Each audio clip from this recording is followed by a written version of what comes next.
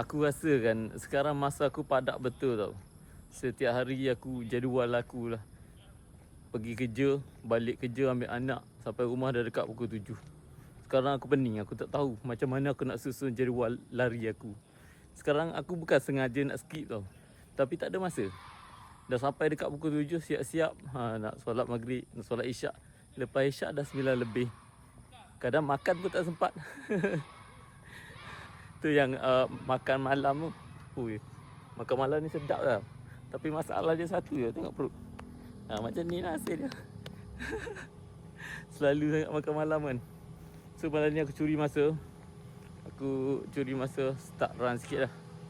Cuba lari sikit. Aku nak salahkan masa tau, tapi aku teringat Azri Water pernah berkata, kau adalah king kepada masa kau.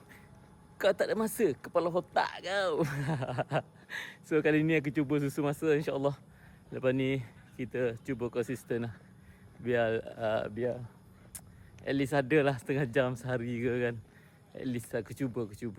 InsyaAllah malam ni 5 ke 10 kilo je. Easy dan santai.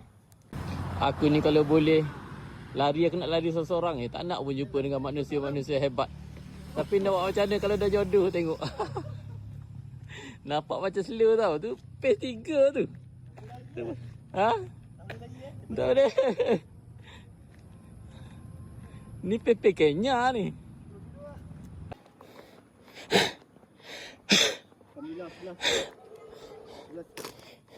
Sebelah pace.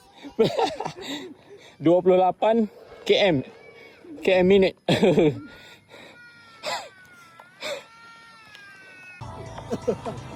Besok. 9 bulan dalam kandungan, ibu tersisa siang dan hello. Radio dia.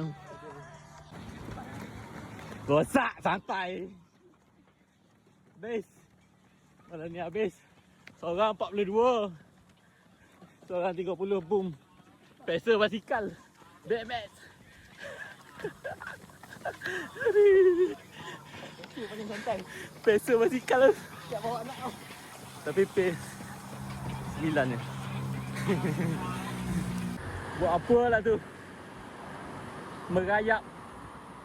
No. 2 orang ni. Jangan lupa jalan balik ke ni. Select lah tu pilih kawan. Pilih basikal. Select. Lebih kau nak ambil gambar ni.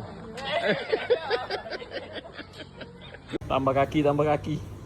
Mana tahu boleh jadi booster. Tak mekau dengan orang. Tak mekau dengan orang dulu lalu. Pokok lalu. Oh. Time ni. Wujud tak ada spek. Baru nak berkawan. Dah butuh kawan. 5 kecil. Kena tinggal. Tak payah kawan pun tak apa je ni. Bapak.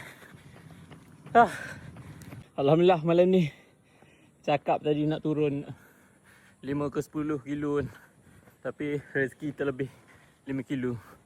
Sebenarnya aku dah lama sangat tak buat long macam ni. Tu rasa penat gila. Tadi ramai, sekarang dah berterabur. Nah, dah kena drop. Tak tahulah berapa batu tu. Diorang ni muda lagi. Tak tahu penat. Aku tak tahulah penat diorang simpan kat mana kan. Tapi itulah. Aku tekat sampai gagap. Aku tetap respect. Respect gila babi lah. Dengan orang yang rajin-rajin. Dengan orang yang konsisten. Dengan orang yang yakin. Dengan orang yang sihat. InsyaAllah. Penat gila. Rasa cukup lah untuk malam ni. Alhamdulillah 15 kilo. InsyaAllah kita jumpa lagi. Semoga kita semua dapat konsisten. InsyaAllah. Assalamualaikum. Bye-bye.